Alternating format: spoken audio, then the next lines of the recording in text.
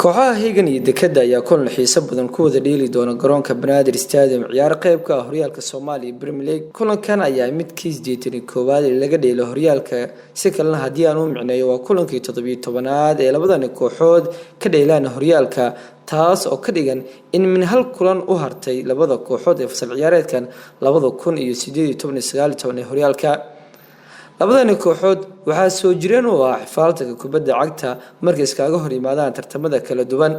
kooxda Dekada labadii sano ee la soo dhaafay iyada ayaa ku guuleysanaysa horyaalka Soomaaliya Premier League, halka Higan ay ugu dambeysay inay gacanta ku dhigto horyaalka sanadii 2014-15. xaqiiqooyinka ciyaarta laga diiwaan geliyay waxaa kamid ah afartii kulan ugu dambeysay labadan kooxood isku arkana horyaalka Soomaaliya Premier League waxay ku kala baxeen barbadhac, taas oo aan kala jeedo inay qaateen ama ay kala qaateen dhibcaha labada dhinac. xidigaha kale Cabdicasiis Catoosh, Maxamed Nuur iyo Saabir ayaa kulankan ka hor imaan doona kooxdoodii hore Higan iyagoo imika matalaya kooxda kubadda cagta Dekada. Cabdicasiis Catoosh kulankii ugu dambeeyay gool qurux badan ayuu ka dhaliyay kooxdiisii hore Higan, goolkaas oo ahaa mid free kick amalaadka xorta ah. kulankana diyaar ayuu yahay markii labaad inuu wajaho naadigiisii hore Higan. kulankii ugu dambeeyay ee wajiga horyaalka isku arkaan waxay ku kala baxeen barbadhac kooxaha Higan iyo Dekada ciyaar dhacay 28 bishii 2019. Dekada kulankii ugu dambeeyay waxay 4-1 ugu soo adkaatay naadiga Jazeera Sports Club, halka Higan ciyaartii ugu dambeysay barbadhac 1-1 la soo gashay wiilasha horseed ciyaarta loo magac bixiyay kulanka qaranka ama kulanka ciidanka. labadan kooxood ayaa waxa uu haray min hal kulan marka laga saaro xisaabta kulankan.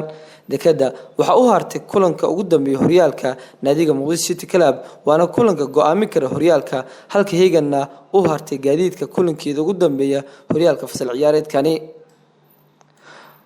kooxda ciidanka booliska Soomaaliya Higan kulan ciyaareedkan waxaa ka maqnaanay 4 xidig oo muhiim u ah safkooda, waxaana kamid ah Mahad Saaha oo ugu maqnaanay 3 kaar oo jaalo u aroortay, Jibriil Xasan Fariid oo dhaawac ku seegay ciyaartan weyn, Yaxye oo daafac ugu ciyaaray naadigan wuxuu ku maqnaan doonaa dhaawac, iyo ciyaaryahan Mahad Cali Beerey oo isagana waxyeelo ka sheeganaya canqowga.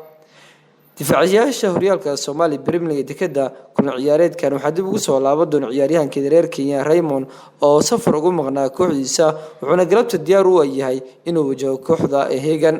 Dekada ayaa leh 36 dhibcood, halka Higan ay leedahay 29 dhibcood, fooq sare ay saaran tahay naadiga Dekada. ciyaarta waxay dhici doontaa maalinta bari ay taariikhdu ku beeganta 29 bishii 6 sanada 2019 waxay ka dhici doontaa garoonka Banaadir Stadium saacada markay tahay 9:45 waxa ay u dhaxaysaa kooxaha Dekada iyo Higan.